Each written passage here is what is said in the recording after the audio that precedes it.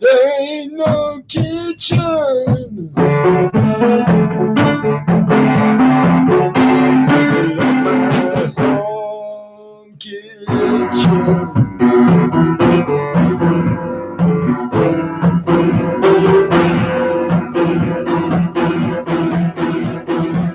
Kicking it up,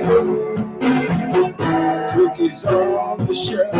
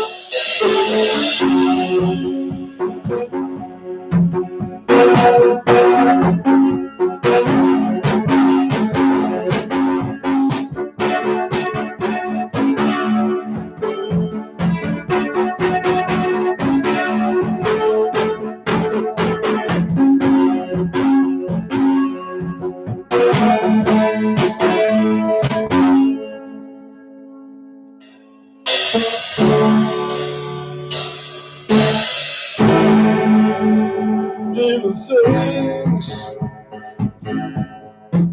take every day. There's something gonna come your way. Who knows what it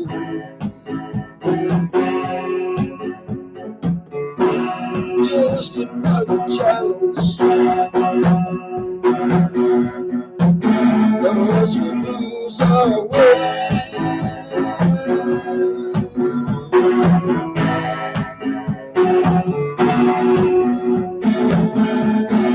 Every time's all they're gone before you know it. You find a way.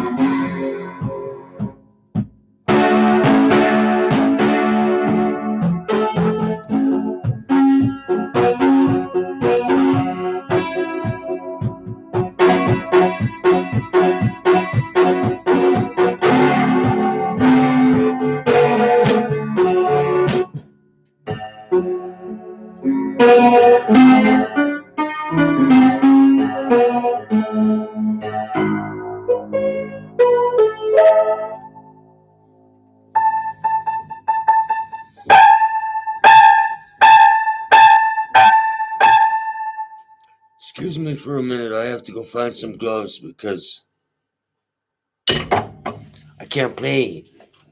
I'll hurt myself. I can only play so hard, so loud. So.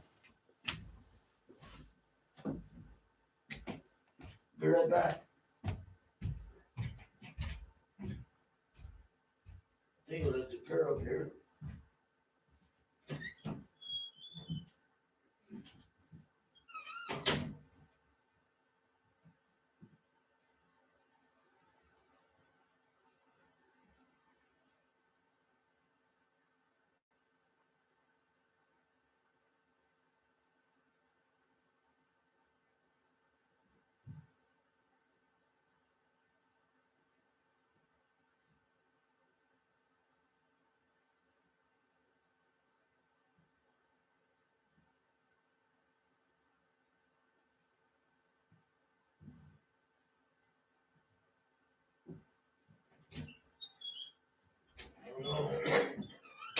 Give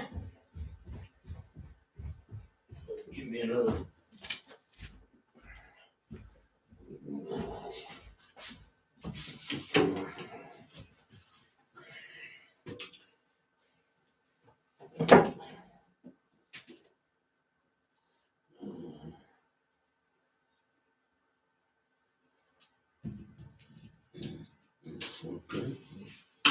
Yeah. Hey, what I want to do, if you're in my audience, okay? If you're in my audience, let me see how this is working out here. If you're in my audience, then I want to keep you updated on what I'm trying to do. And I want to start a tradition. Like a trend. You know? There's something, I don't know. I don't want to explain it, but I want to make books here. I want to make hand-make books. And I know the competition is mass market. Well, it isn't mass market because there are only certain books you can only get in certain places.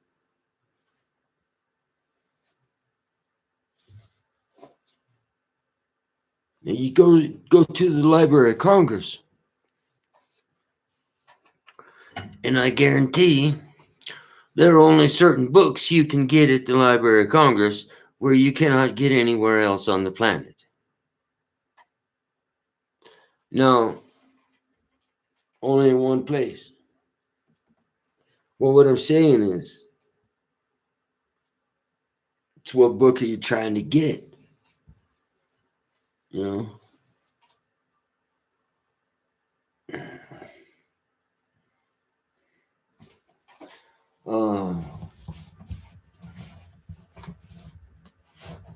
My objective here is to bring forth poetry and music. That's it. There's no money behind anything. I'm not out to gain money by making friends or otherwise. It's for me. It's purely art. There's no money thing. And Bristly Pine Publishing is the same way. I mean, I priced those books so you could get them dirt cheap. And they had to provide them dirt cheap. And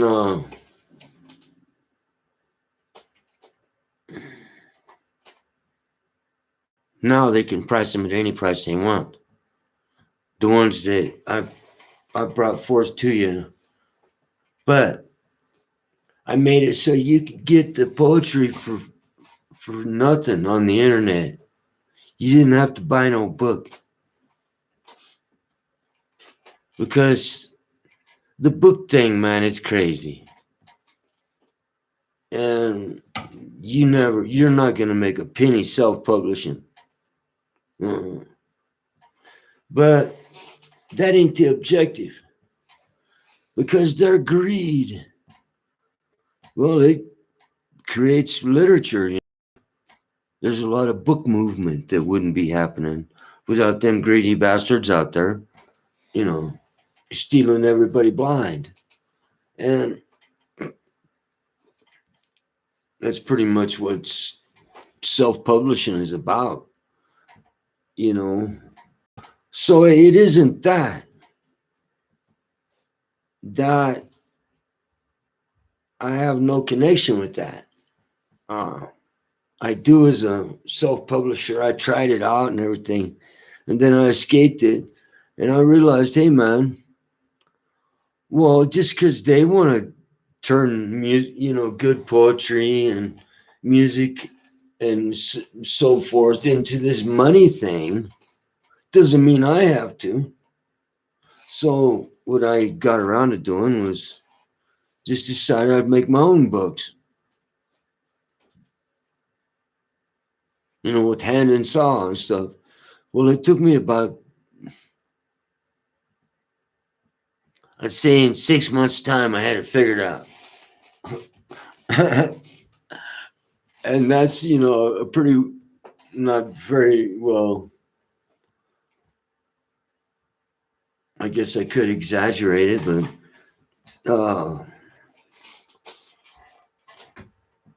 to expand it out a little bit. But my point is that, so I decided to make my own books. Well, I had to get a printer. Finally, I could come up with this cheap printer where I could print them out for I could do like a 200-page novel for like $1 with the ink and everything. And I figured the printer would last about a year and I'd be, pushing it. So my objective is not to make many books. And my objective is not to only use ink. Because when I use calligraphy,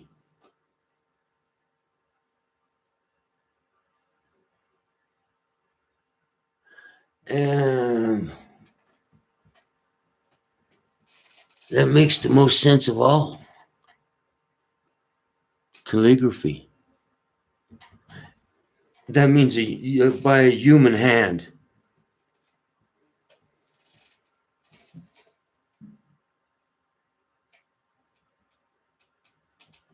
So the only way you're going to be able to get his books that are going to be done by calligraphy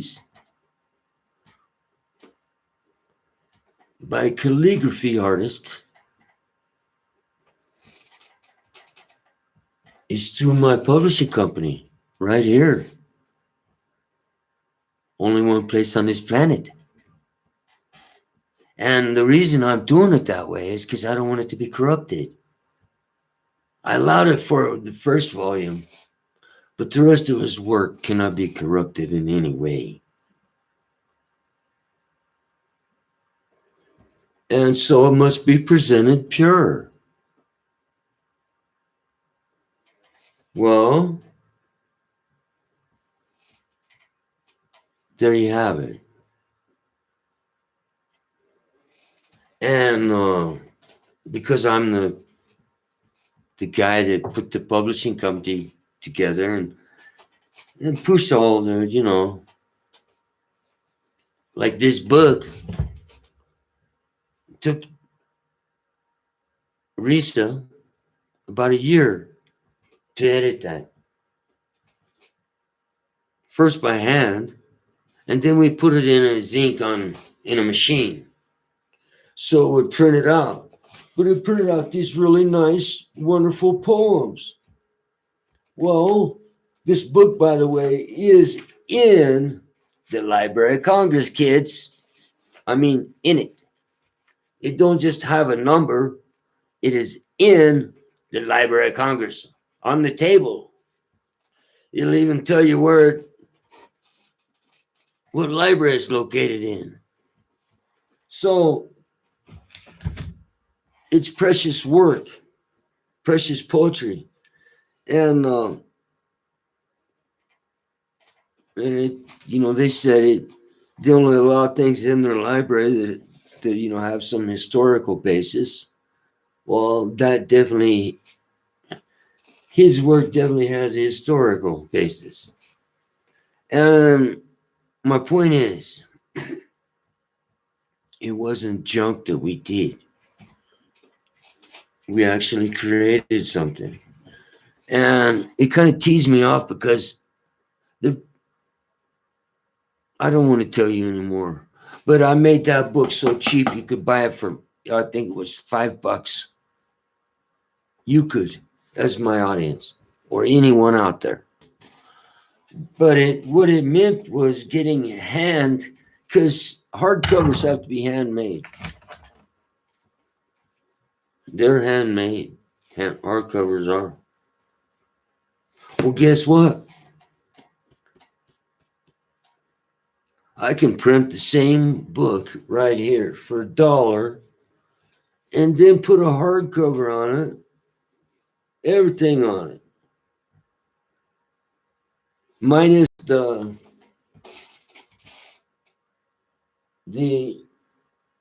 inlay, the ink inlay, okay, hot stamped or whatever. But that is totally unnecessary, that hot stamp. And that is unnecessary because I have no interest in participating in their book game. I did for this one, like I said, so you could understand what kind of a poet he was. So you could see that, well, maybe he's worth reading. Because he really is, man. This is good poetry. Really. This ain't just off the wall stuff. This ain't glamorized poetry. It's down to historical based poetry.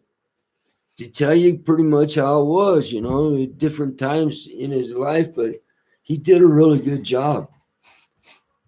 And most of this poetry was conceived in the midst of many battles in the Pacific Ocean. I mean, this guy's badass. I mean, he's writing a poem in the middle of wars.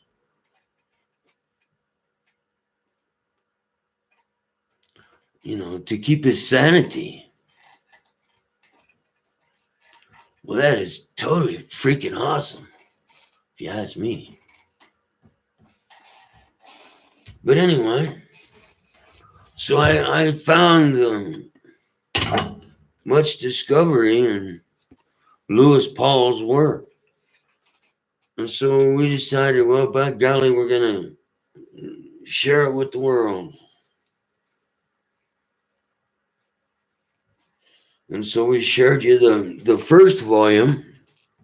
And I did it as good as I could to make it as cheap as I could. Like I said, you could, when I started, get that hardcover for $11. And I'm telling you, I don't make